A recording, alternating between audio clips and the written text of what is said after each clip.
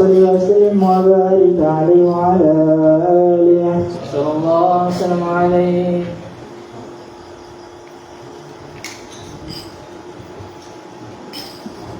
اللهم صل وسلم وبارك عليه وعلى آله صلى الله وسلم عليه. نبأنا الله فقال جاءكم نور فسبحان الذي أنبانا صلى الله عليه. والنور طه عبده منا به في ذكره العظيم به منانا صلى الله عليه. ورحمة المولى تعمل قوله فليفرحوا واغدوا به فرحانا صلى الله عليه. مستمسكا بالعروة الوثقى ومعتصما بحبل الله من أنشانا صلى الله عليه. واستشرا أنوار من قيل متى كنت نبيا قال آدم كان صلى الله عليه. بين تراب وبين ماء فاستقم من غفلة أنت وكن يقظانا صلى الله عليه. واعبر إلى أسرار ربي لم يزل ينقلني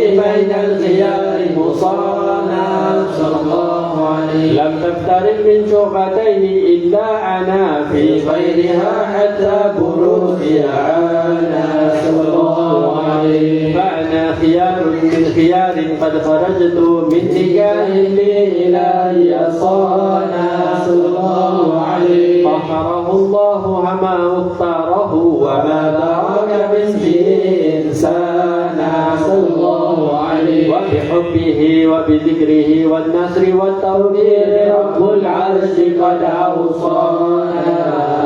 يا ربنا صل وسلم دائما على حبيبك من إليك دعانا.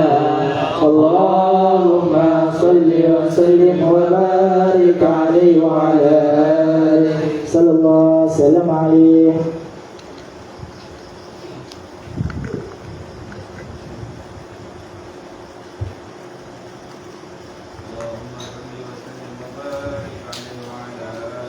صلى الله وسلم عليه. هذا وقد نشر الإله نعوته في الكتب بينها لنا تبيانا صلى الله عليه. أخذ ميثاق النبيين لما آتيتكم من حكمة إحسانا صلى الله عليه. جاءكم رسولنا لتؤمنن وتنصرنا تصبحون عوانا صلى الله عليه. بشروا أقوامهم بالمصطفى عظيم بذلك رتبته ومكانا صلى الله عليه. وإن جاء الأخير مقدم يمشون تحت لواء من نادانا صلى الله عليه. أمة الإسلام أول شافع شفعنا نفرت لا أتوانا صلى الله عليه. دعونا نرفع وسل تعطى وكل يسمع لكونك نجم فخرك بانا صلى الله عليه. الحمد لله جل بيدي ولا أول ناتي أنا الجنان صلى الله عليه. وأكرم الخلق على الله أنا فلك نبات الله منه حنانا صلى الله عليه. ويعطيك فترضى جل من موت تكاثر عن عطاء نهانا صلى الله عليه. بالله كر ذكر وصف محمد كيما تزيع عن القلوب الرانا. يا ربنا صل وسلم دائما على حبيبك من إليك دعانا. اللهم صل وسلم وبارك عليه وعلى آله صلى الله وسلم عليه. اللهم صل وسلم وبارك عليه وعلى آله. اللهم صل عليه.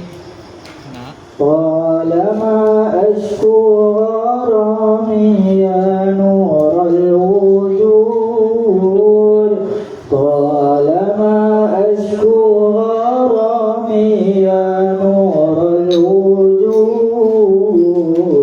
وأنادي يا تهامي يا معدن الجود وأنادي يا تهامي يا معدن الجود طالما أشكو غرامي يا نور الوجود طالما أشكو غرامي يا نور الوجود وأنادي يا تهامي يا معدن الجود وأنادي يا تهامي يا معدن الجود طالما أشكو غرامي يا نور الوجود طالما أشكو غرامي يا نور الوجود وأنادي يا تهامي يا معدن الجود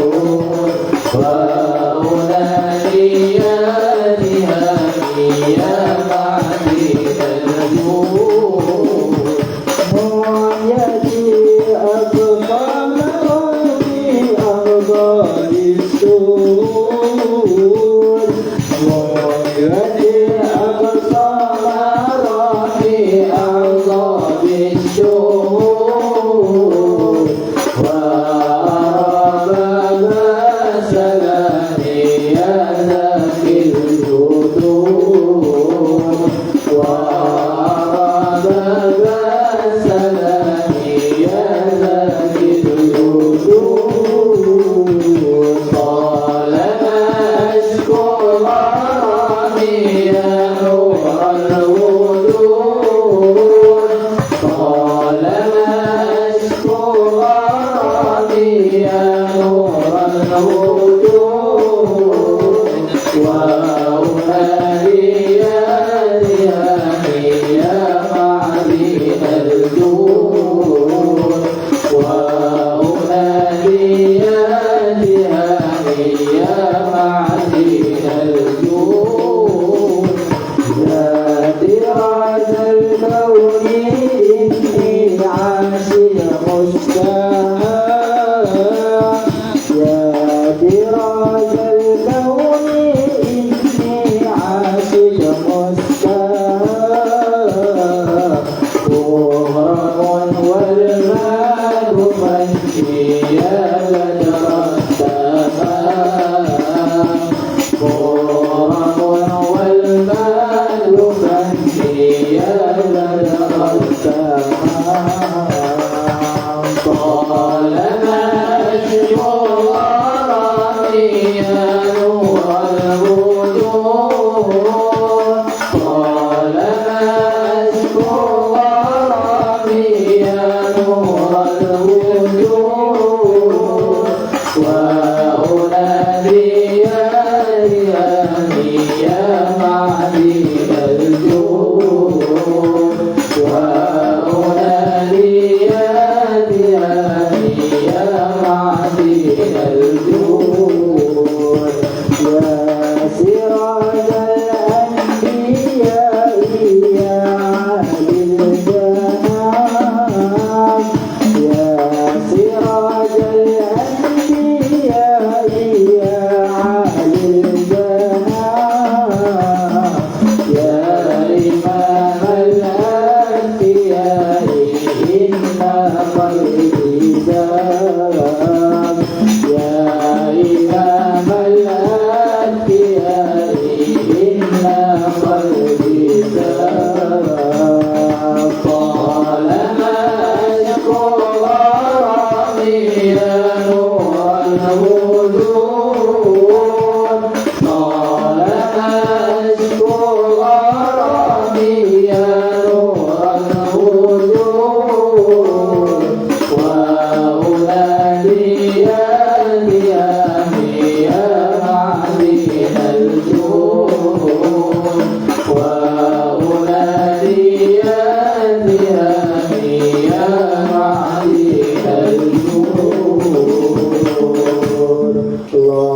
صل وسلم وبارك عليه وعلى آله صلى الله وسلم عليه اللهم صل وسلم وبارك عليه وعلى آله صلى الله وسلم عليه. لما دنا وقت الفروض لأحمد عن اسم من ما شاءه قد كان صلى الله عليه. حملت به الأم الأمينة بنت وهب من لها على الإله مكانا صلى الله عليه. من والد المختار عبد الله بن عبد المطلب رأى البرهان صلى الله عليه. قد كان يغمر نور طه وجهه وصار للابن المسون أعيانا صلى الله عليه. وهو ابن حاشم الكريم شهم بن عبد مناف بن قصي كان صلى الله عليه. والده يدعى حكيما شأنه قد لا عزيز بذلك شانا صلى الله عليه. وقفت أصول المصطفى حتى ترى في سلسلة أصوله عدنانا صلى الله عليه. وهناك كيف أعلم بربه إسماعيل كان لأبي معوانا صلى الله عليه. وحينما حملت به آمنة لم تشك شيئا يأخذ النسوان صلى الله عليه. وبها أحاط اللطف من رب السماء أقصى العزا والهم والعزاء صلى الله عليه. ورأت كما قد جاء الماء علمت به أن المعين شرف الأكوان صلى الله عليه. تهرمت ببطنها فاستبشرت وذا المخاض فعسر عسر رضوان. سبحان الله والحمد لله ولا إله إلا الله الله أكبر. سبحان الله والحمد لله ولا إله إلا الله الله أكبر. سبحان الله والحمد لله ولا إله إلا الله والله أكبر. ولا حول ولا قوة إلا بالله بالله العلي العظيم في كل لحظة أبدا عدد خلقه ورضا نفسه وزنة عرشه ومداد كلماته. وتجلت الأنوار من كل الجهات فوقت الهلال المشفع حانا صلى الله عليه. قيل فجر أبرز الشمس الهدى ظهر الحبيب مكرما ومصانا صلى الله على محمد صلى الله عليه وسلم. صلى الله على محمد صلى الله عليه وسلم. يا نبي سلام عليك يا رسول سلام عليك الله يا حبيب سلام عليك يا رسول الله صلوات الله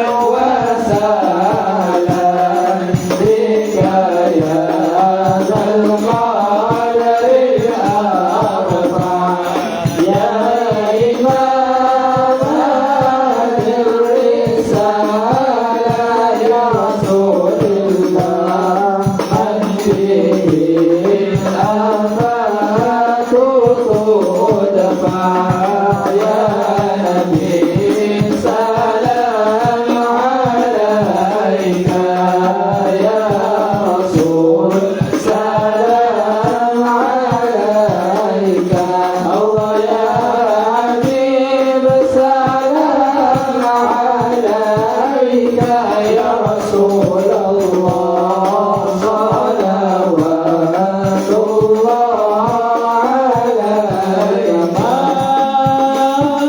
مرحبا يا مرحبا يا نور العين مرحبا جد الحسين مرحبا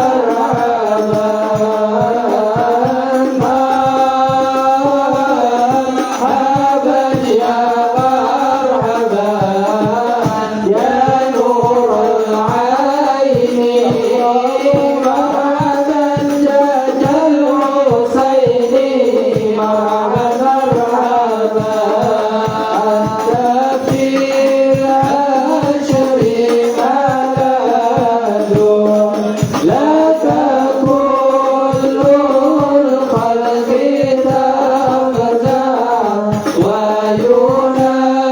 وينادون تراما قد دها من حولها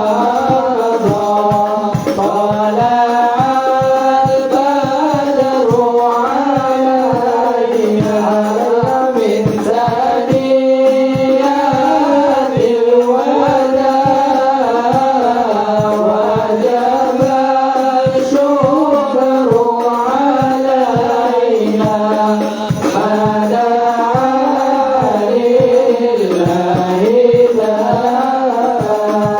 فلا أنت فتسجد وتنادى فتشفى فعليك الله صلى فبدا النور وشاشا طلع البدر علينا من ثنيات الوداع وجب الشكر علينا ما دعا لله وبك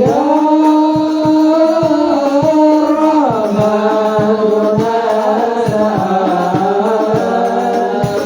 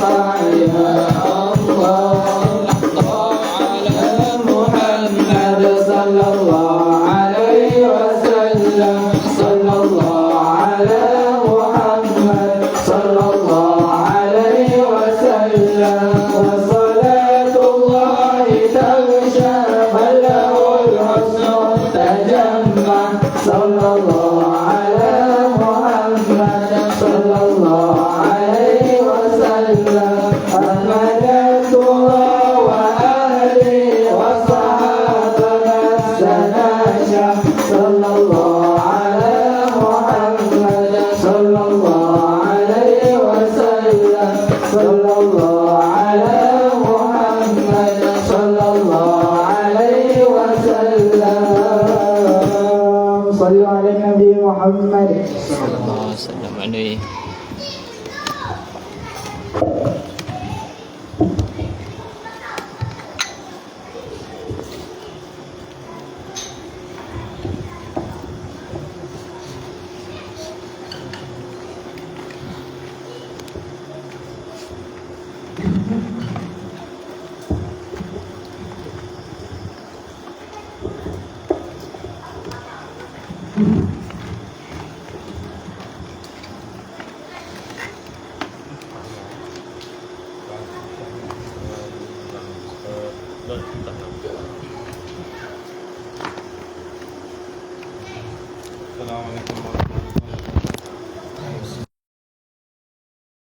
الحمد لله رب العالمين صلى الله وسلم على سيدنا محمد وعلى آله وصحبه أجمعين. أما بعد، كان من الهيئات التي ذكرناها في الدرس الماضي النظر إلى موضع سجوده. وبعد الدرس كان هناك سؤال من بعض المدرسين: هل إذا صليت في الكعبة إلى أين تنظر إذا كنت في الحرم؟ إذا كنت في الحرم الصواب أنك تنظر إلى موضع السجود. وذكر في المقدمة الحضرمية أنك تنظر إلى الكعبة، هذا قول.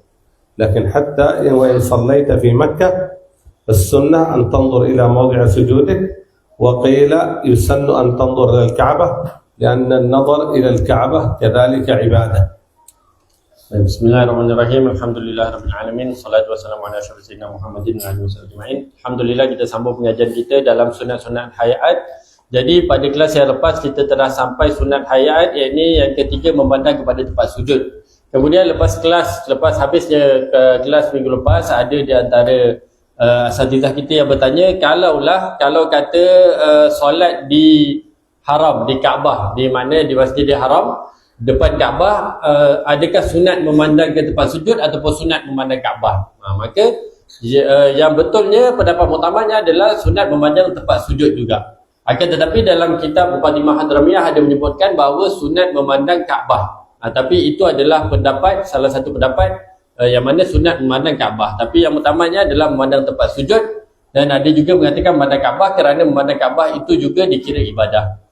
وهنا في درس اليوم من الهيئات دعاء الاستفتاح، وسمي استفتاح لأنك تفتتح به الصلاة قبل التعوذ وقبل البسملة وقبل أن تقرأ الفاتحة تبدأ بدعاء الاستفتاح، فسمي دعاء استفتاح، معنى تستفتح به الصلاة بعد تكبيرة الإحرام. Kemudian pada hari ini kita akan masuk pada sunat hayat yang seterusnya, iaitu membaca doa iftitah ataupun doa istiftah. Jadi dinamakan doa tersebut doa iftitah ataupun istiftah kerana ia adalah doa yang pertama ataupun zikir yang pertama yang dibacakan selepas ketika solat, selepas takbir, yang mana dia sebelum, mana itu adalah yang pertama pembukaan kepada solat, dia sebelum membaca ta'awuz, iaitu a'udzubillahi minasyaitonirrajim dan bismillah untuk al-Fatihah. وأنتم الآن كلكم طلبة كبار تعرفون معنى كلمة الدعاء. الدعاء لا بد فيه سؤال، أنت تسأل من الله شيئا، هذا دعاء. اللهم اغفر لي، اللهم ارحمني، اللهم تب علي، اللهم ارزقني، هذا دعاء. لكن عندما نقرأ دعاء الاستفتاح انظروا إليه، هل موجود كلمة اللهم أو يا رب؟ دعاء الافتتاح وأخصره تقول الله أكبر كبيرا والحمد لله كثيرا وسبحان الله بكرة وأصيلا وجهت وجهي الذي فطر السماوات والأرض حنيفا مسلما وما أنا من المشركين إن صلاتي ونسكي ومحياي ومماتي لله رب العالمين لا شريك له وبذلك أمرت وأنا من المسلمين. Baik. Jadi kalaulah kebiasaannya kalau kita berdoa, kebiasaannya kita akan doa minta sesuatu, minta taubat, minta pengampunan, mana doa minta sesuatu. Tapi kalau tengok dalam doa iftitah ini tidak ada, maknanya tidak ada doa ataupun hanya ada zikir saja. Ini Allahu Akbar kabira walhamdulillah katsira wa subhanallahi bukratan wa asila sampailah habis. إذن هذه الكلمة كلها أذكار. Jadi semua kalimah-kalimah yang berada dalam doa iftitah ni semuanya zikir-zikir sahaja. كيف تسمونه دعاء؟ Kalaulah semuanya zikir, bagaimanakah ia dinamakan doa? الشارح هنا رحمه الله تعالى شارح الستين سمى الشيخ أحمد الشبشيبي أو الشيبيني رحمه الله تعالى يقول هذا مجاز، تسميه دعاء مجازا، وهذا كلام غير صحيح. كلام الشارح رحمه الله نعتذر له، نقول له كلامك غير صحيح. لماذا؟ لأن العلماء رضي الله تعالى عنهم يقولون كل ذكر دعاء، كل ذكر تذكر الله سبحانه وتعالى يعتبر دعاء. Jadi di sini tentang perkara ini pengarang kepada mana kita sekarang ni pengarang kepada Mata Siti ni mengatakan bahawa dinamakan doa iftitah ataupun dinamakan doa di sini hanyalah majaz. Majaz sahaja, maknanya bukanlah sebenarnya doa tapi hanyalah majaz, tetapi itu tidak betul. Itu tidak betul. Jadi yang betulnya adalah kerana setiap zikir juga dinamakan doa. Setiap zikir juga dianggap sebagai doa. لماذا كل ذكر دعاء؟ Kenapa setiap zikir dikira sebagai doa? ورد عن النبي صلى الله عليه وسلم يقول الله في الحديث القدسي من شغله ذكري عن مسألتي أعطيته أفضل ما أعطي السائلين.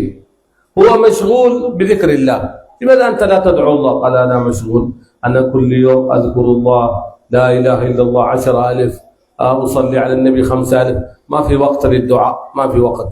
قال مشغول بالذكر، من شغله ذكري عن مسألتي عن الدعاء أعطيته أفضل ما أعطي السائلين. فيعتبر إذا ذكرت الله كأنك دعوت الله، يعطيك الله بدون دعاء. Jadi apakah dalilnya? Di dalam satu hadis qudsi Allah SWT menyebutkan bahawa barang siapa yang menyibukkan diri dia dengan zikir kepada aku, maknanya dia menyibukkan diri dia dengan zikir kepada Allah SWT sehingga dia tak sempat nak berdoa kepada Allah. Maknanya dia sibukkan sepanjang masa dia berzikir sampai dia tak sempat nak mengadu masalah dia kepada Allah, nak berdoa selesaikan masalah dia kepada Allah, maka Allah SWT akan memberi dia, mengurniakan dia sebaik-baik apa yang hamba-hambanya minta. Mana permintaan yang terbaik itu Allah SWT akan berikan kepada hamba-Nya sibuk berzikir tersebut. فهذا الذي ذكره صاحب الستين الله أكبر كبيرا والحمد لله كثيرا إلى آخره، هذا دعاء الاستفتاح المشهور بين أكثر الناس. أكثر الناس يعرفون هذا الدعاء. Jadi di sini apa yang disebutkan oleh pengarang kitab Mata Siti ini doa iftitah Allahu Akbar kabira walhamdulillah katsira sampai habis ni, ini adalah doa iftitah yang masyhur. Yang masyhur yang dibaca oleh semua manusia. لكن موجود رواية أخرى دعاء صريح. موجود رواية أخرى قوله صلى الله عليه وسلم اللهم باعد بيني وبين خطاياي كما باعدت بين المشرق والمغرب، اللهم نقني من الذنوب والخطايا كما ينقى الثوب الأبيض من الدنس. هذا دعاء يمكن تأتي بالرواية المشهور ويجوز أن تضيف إليها هذه الرواية. Akan tetapi ada lagi satu riwayat, yang ini doa, yang ini betul-betul doa. Doa yang tadi saya bacakan tu, yang ini bermaksud ya Allah jauhkanlah aku daripada dosa-dosaku seperti mana jarak antara maghrib dan masyrik, antara timur dan barat, dan ya Allah ampunkanlah segala dosa-dosaku seperti mana seperti mana baju kain yang putih. Itu doa. Jadi boleh pakai riwayat masyhur yang mana macam kita baca sekarang, ataupun boleh pakai yang kedua, ataupun boleh gabungkan kedua-duanya sekali. وما معنى وجهت وجهي؟ أنت تستقبل القبلة بوجهك فقط؟ وجهت وجهي صدرك ما وجهت قالوا وجهي المراد بالوجه الذات الجسم كله. Jadi apakah maksud wajah tu wajhi? Yang ni aku menghadapkan muka aku. Mana menghadapkan muka. Jadi adakah kita menghadap kiblat itu dengan muka kita saja, badan kita tidak? Bahkan tidak. Maknanya wajah tu bermaksud semua daripada bahagian depan kita menghadap kepada kiblat. للذي فطر السماوات والأرض فطر بمعنى خلق. Kemudian lillazi fatara, yakni bagi zat yang mencipta, khalaqa, bagi zat yang mencipta, yakni kepada Allah Subhanahu wa taala. حنيفا مسلما. حنيفا الحنيف في اللغة العربية الذي يميل إلى الشيء، فتقول هذا يميل إلى الإسلام. Kemudian hanifah musliman, yakni hanifah ni mana yamil ni berat ke arah suatu perkara, yakni berat ke arah Islam. هنا مسألة مهمة يا شباب. أنت تقول في الدعاء إن صلاتي صلوات الخمس والنوافل كله ونسكي. النسك العبادات كلها صوم صلاة وحج ومحياي حياتك ومماتك لله ما شاء الله ولكبير أنت شوف صلاتي لله عبادتي لله نسكي لله كذلك الحياة لله ومماتي لله رب العالمين. هنا بعض العلماء لهم كلام في الموضوع. كيف يقولون؟ قد لا تقل هذه الكلمات إلا إذا كان عندك إخلاص. إذا ما في إخلاص هذا كذب. هذا رأي بعض العلماء. رد عليه بعض العلماء قال لا تقول هذه الكلمات كنت مخلص أو غير مخلص. لماذا؟ تقولها اتباعا للنبي صلى الله عليه وسلم. Jadi kemudian seterusnya daripada doa iftitah ni adalah inna salati wa nusuki wa mahyaya wa mamati lillahi rabbil alamin. Yang mana maksud dia adalah sekuhnya solat kita semua, ibadat kita semua, nusuk yakni umrah dan haji kita semua, kehidupan dan kematian kita semua untuk Allah Subhanahu wa taala. Jadi kalau semuanya kita niat untuk Allah, saya cakap kita wali besar dah.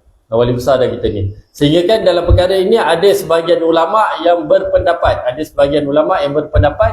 kamu tidak perlu menyebut doa mana perkara tersebut melainkan kamu betul-betul ikhlas kepada Allah. Kalau tak ikhlas tak payah sebut. Tetapi tidak, ada sebagian ulama yang lain mengatakan, mana membalas, mengatakan tak ada masalah, boleh saja sebut walaupun tidak ikhlas, kerana kita sebut mana sampai habis doa tersebut mengikut baginda Nabi sallallahu alaihi wasallam. لا شريك له أنا لله فقط. الصلاة لله الزكاة لله كله لله ما في شريك له. ما شاء الله. هذا إذا كان ما في رياء.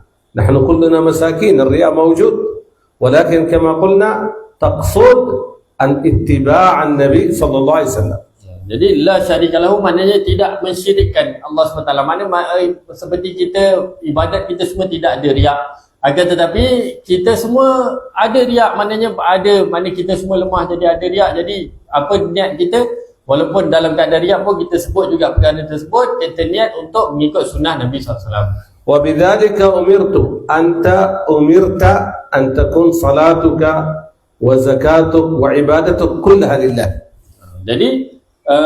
Jadi kita niat semua apa yang kita diperintahkan oleh Allah SWT, ibadat kita, solat kita, semuanya untuk Allah SWT, kerana Allah SWT. وأنا من المسلمين. لا تقول وأنا أول المسلمين. أنت رقم مليار من المسلمين. أول المسلمين النبي صلى الله عليه وسلم من هذه الأمة. لكن يمكن تقول وأنا أول المسلمين بنية قراءة الآية، تقصد قراءة الآية وليس تقصد في الواقع أنك أول المسلمين، لأنك ستكفر الناس كلهم. Dan kemudian wa ana minal muslimin. Janganlah saya cakap, janganlah menyebut wa ana awwal muslimin, kerana awal muslimin itu adalah baginda Nabi SAW. Jadi kita minal muslimin. Tapi boleh juga kalau nak sebut awal muslimin dengan niat kita menyebut ayat Al-Quran. ثم هذا دعاء الاستفتاح. بعض الناس يقول هذا دعاء طويل. لا بأس، ليس طويل، ولكن في صلاة التراويح في رمضان يصير بعض الحالات دعاء الاستفتاح غير موجود. لهذا قالوا في صلاة التراويح يمكن تأتي بالبعض، حتى الله أكبر كبيرا والحمد لله كثيرا وسبحان الله بكرة وأصيلا، يكفي لهنا. إذا أتى بالبعض يعتبر أتى بدعاء الاستفتاح. Jadi ada sebagian orang mengatakan doa iftitah ni kalau nak baca daripada awal sampai habis panjang.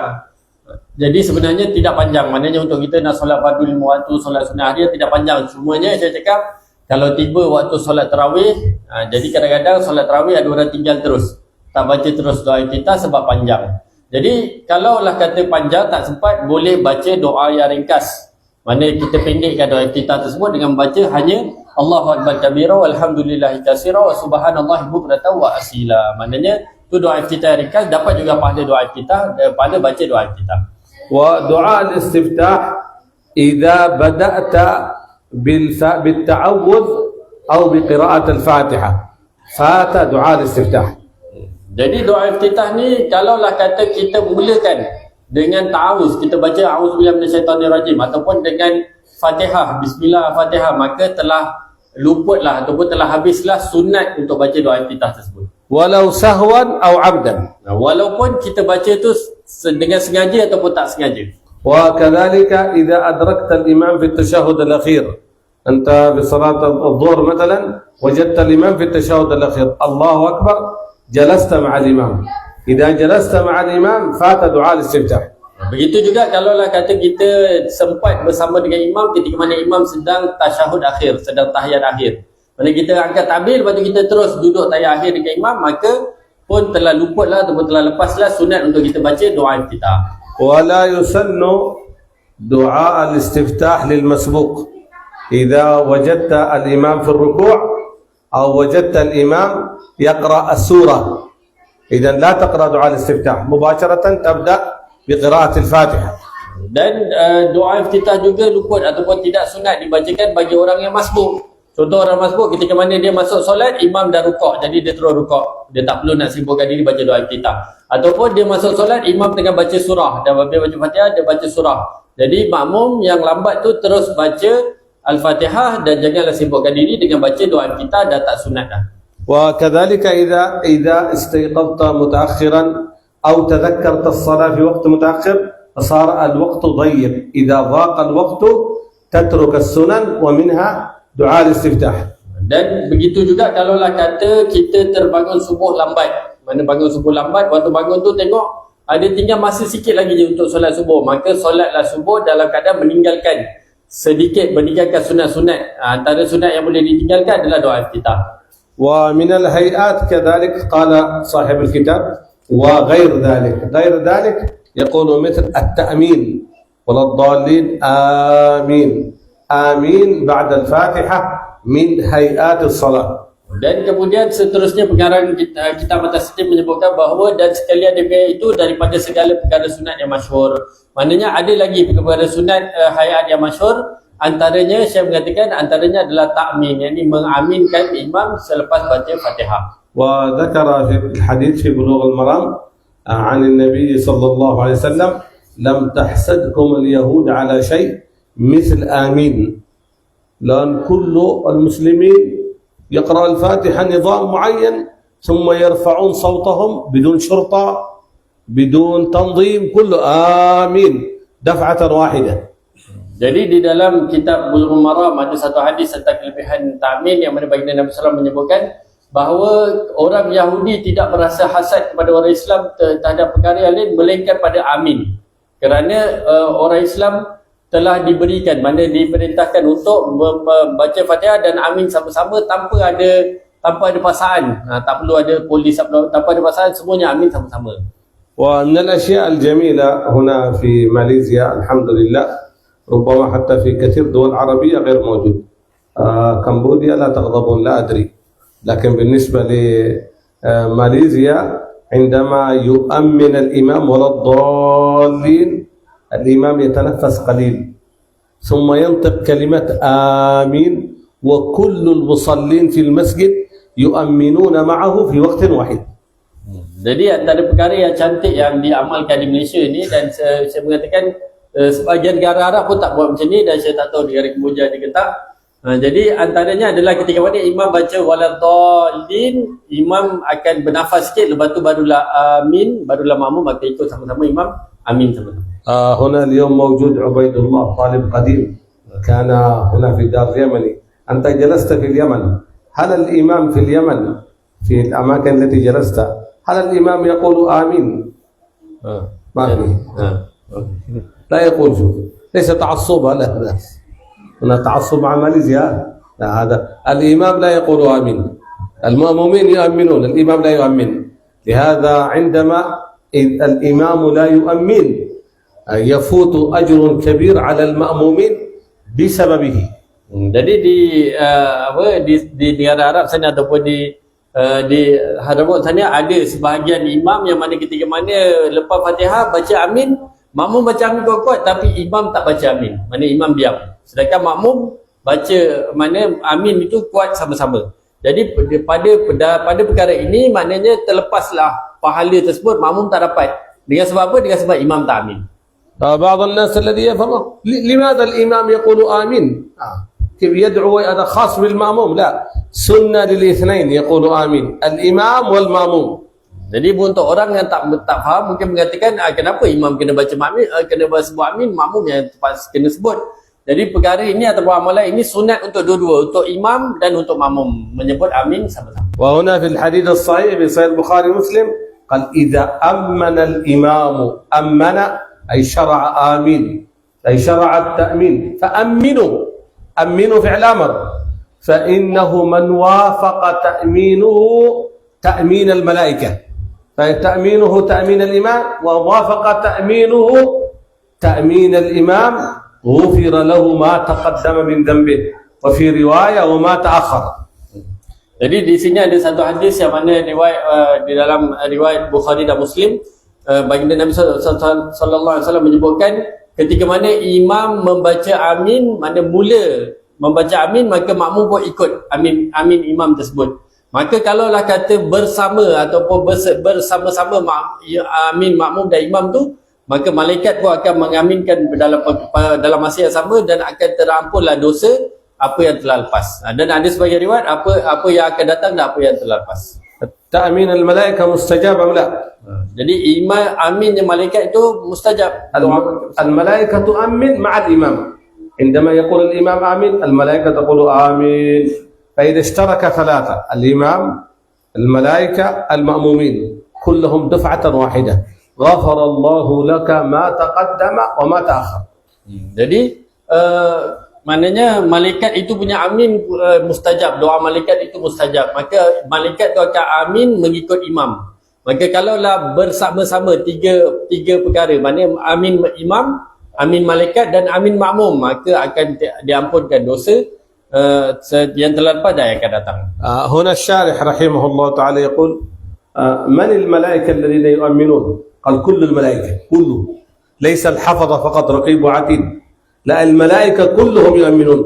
Jadi di sini syarah kepada kitab ini mengatakan siapakah di kalangan golongan malaikat yang amin sekali dengan jemaah tersebut? Semua. Mana bukan sahaja raqib dan atid yang menjaga amalan baik amalan buruk, tidak, bahkan semua malaikat mengaminkan sama-sama.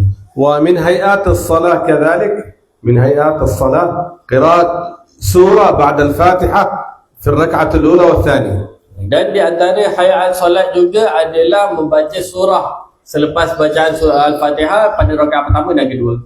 وأقل السورة 3 آيات. Dan surah itu paling kurang ada 3 ayat. وكذلك من هيئات الصلاة الجهر في الصلوات الجهرية والسر في الصلوات السرية. Dan juga di antara sunnah hayat juga adalah membaca dalam keadaan kuat pada solat-solat yang dituntut untuk baca kuat dan membaca dalam keadaan perlahan bagi solat-solat yang dituntut baca perlahan. ونقل هنا عن ابن حجر رحمه الله تعالى مرفوعا يقول حديث عن البيهقي حسدنا اليهود على القبلة إلى مكة حسد عن القبلة التي هدينا إليه وضلوا عنها الله أمرهم يستقبلوا مكة أو لم يستقبل وعلى الجماعة وعلى قول آمين خلف الإمام 3 أشياء اليهود حسدوا المسلمين عليها القبلة وصلاة الجماعة وكلمة آمين. Jadi di sini ada satu hadis riwayat oleh Imam Baihaqi bahawasanya orang Yahudi ni merasa hasad ada orang Islam pada 3 perkara. Yang pertama pada kiblat. Kerana mereka itu diberitahu untuk menghadap kiblat, mereka tidak menghadap. Kemudian yang kedua adalah pada solat berjemaah dan yang ketiga adalah pada aminnya orang Islam. ولكن هنا بالنسبة طلاب جديد ربما بعضهم يتعود يصلي إماما. مسألة تتنبه لها إذا كنت إمام في قراءة السورة. السنة في قراءة السورة من الأعلى إلى الأسفل. إذا بدأت بالركعة الأولى تقرأ مثلا سورة الضحى، إذن في الركعة الثانية تقرأ سورة بعد الضحى، تقرأ سورة ألم نشرح، تقرأ ألهاكم التكاثر، أي سورة تكون بعدها. أما إذا أنت تعكس تقرأ في الركعة الأولى ألم نشرح لك صدرك، وتقرأ في الركعة الثانية سورة الضحى، إذا أنت تعود إلى الأعلى، هذا مكروه. وقال الإمام السيوطي في قول تبطل الصلاة، تبطل. لهذا السنة لا تخالف الترتيب، تقرأ مثل المصحف. إذا مثلا قرأت 3 آيات أو 5 من سورة ياسين، بعد هذا اقرأ 4 آيات من سورة تبارك. أما تعكس يبدأ بتبارك ثم ياسين، قل هذا مكروه. وفي قول تبطل الصلاة. Jadi ada satu perkara yang penting untuk pelajar yang mungkin baru sampai ataupun yang biasa jadi imam. Jadi ketika mana jadi imam ni baca surah, dia tertib bacaan surah tu adalah kena ikut tertib Al-Quran. Mana yang mana depan didepankan, yang mana belakang dibelakangkan. Contoh yang saya bagi, contohnya rakaat pertama baca surah Wadduha. Jadi untuk rakaat kedua, surah yang boleh baca adalah surah selepas surah Wadduha. Jangan baca rakaat pertama alam nasrah ataupun alam tarakai, rakaat kedua baca Wadduha. Mana hukum dia apa? Hukum dia makruh. Hukum dia makruh. Dan ada pendapat daripada Imam Suyuti mengatakan batal, boleh batal solat. Mana kalau baca terbalik, mana yang belakang didahulukan rakaat pertama dan yang depan berbaca rakaat kedua. Jadi kalau lah kata rakaat pertama baca beberapa ayat daripada surah Yasin, Baqarah, lepas tu rakaat kedua baca daripada Tabarak, tak ada masalah. Tapi kalau terbalik, jadi masalah di situ makruh dan ada pendapat batal. Jadi seeloknya kita ikut tertib. وقال سيدنا الحبيب حسن الشاطري رحمه الله تعالى مرة شخص صلى بالناس وموجود خلفه بعض العوام، لما صلى بالناس في الركعة الأولى قرأ سورة الناس، الركعة الأولى قل أعوذ برب الناس. ما هي السورة التي بعد الناس؟ أحد العوام تكلم في الركعة الثانية بتسوي العامية، جعل المصلين ضحكوا. ماذا سيفعل؟ يبدأ بأول القرآن، يبدأ بسورة البقرة، يبدأ بسورة البقرة آيات من سورة البقرة، أو يكرر سورة الناس مرة ثانية. إذا عاد إلى سورة الفلق مكروه. Jadi Habib Hasan dan Syadri pernah menceritakan ataupun pada suatu ketika ada seorang tu jadi imam di Tarim sana. Kemudian pada rakaat pertama membaca surah Qul A'udzu Birabbin Nas. Kemudian dah habis baca tu dia tanya makmum, ni rakaat kedua nak baca surah apa? Jadi makmum semua ketawa. Jadi Habib Hasan mengatakan maknanya kalau ikut lepas surah An-Nas boleh baca surah Baqarah, maknanya pusing balik ke depan. Surah Baqarah, ataupun baca surah rakaat kedua baca surah Qul A'udzu Birabbin Nas juga. Kalau lah kata pertama Qul A'udzu Birabbin Nas, kedua tu dinaikkan ke Qul A'udzu Birabbil Falaq, sama juga makruh atau batal. وهذه أهم الهيئات التي ينبغي أن نهتم بها على مستوى هذا الكتاب، ونقف على مبطلات الصلاة إلى الدرس القادم بإذن الله تعالى. Baik, ini adalah hayat yang kita cukup memadai sampai sini untuk kitab ini. InsyaAllah kita berhenti dekat perkara-perkara yang membatalkan solat untuk kita sambung pada kelas yang akan datang, insyaAllah. Allah subhanahu wa ta'ala a'lam. Bismillah. Doa. Doa sabi. Doa.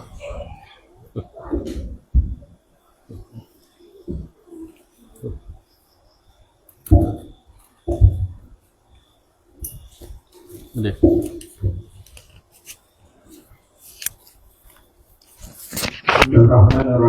لله رب العالمين. اللهم صل وسلم على سيدنا محمد في الأولين، وصل وسلم على سيدنا محمد في الآخرين، وصل وسلم على سيدنا محمد في النبيين، وصل وسلم على سيدنا محمد في المرسلين، وصل وسلم على سيدنا محمد في الملائكة الأعلى إلى يوم الدين، وصل وسلم على سيدنا محمد وعلى آله وصحبه أجمعين.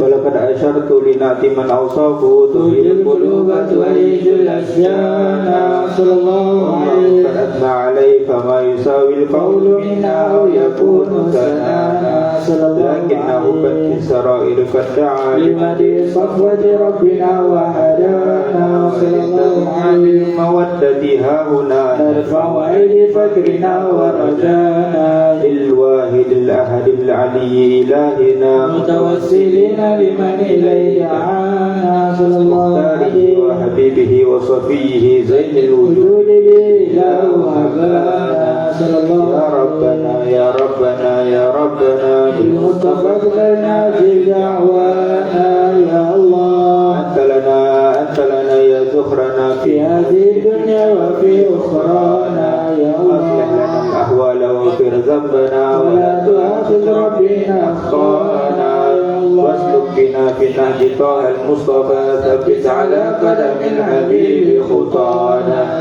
أرنا بفضل منك طلعة أحمد ببهجة عين الرضا ترعانا واركض به في كل هال هب لنا وهبال من ودى ومن والانا والمحسنين ومن أجاب نداءنا وذوي الحقوق وطالبا أوصانا يا والحاضرين وسايا في جمعنا نحن بين يديك أنت ترانا ولقد رجوكنا فهك سؤلنا واسمع بفضلك يا سميع دعانا وانصر بنا سنة طه في بقاع الأرض واجمع كل من عادانا يا وانظر الله إلينا واسقنا كأس الهنا واشف وعافي عاجلا مرضانا يا واغفر لنا الله الحاجات واحسن ختمنا عند الممات واصلحا عقبانا يا الله واجمعنا وأحبابا لنا لنا في ذلك الفردوس يا رجوانا يا رب واجمعنا وأحبابا لنا في ذلك الفردوس يا رجوانا